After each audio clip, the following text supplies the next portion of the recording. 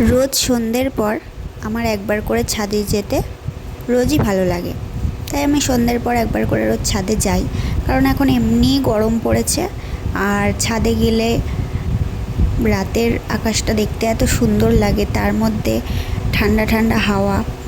তো সন্ধ্যের পর আমি চা করে নিয়ে গিয়ে ছাদে বসে বসে খাই। কিন্তু আজকে ছাদে গিয়ে দেখলাম আকাশটার অবস্থা দেখো তোমরা।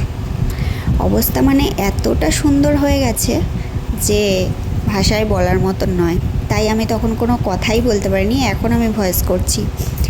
আর সেই জন্যে আমার মনে হলো যে তোমাদের সাথেও শেয়ার করি।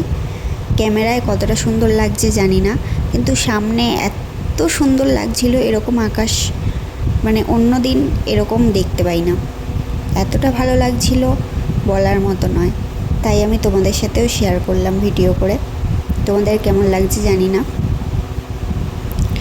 এতটা সুন্দর আজকে কি করে হয়ে গেল আমি আর কিছু বলতে পারছি না। তো তোমরা দেখো। আর মনে তো হচ্ছে প্রচণ্ড জোর বৃষ্টি আসবে এরপর।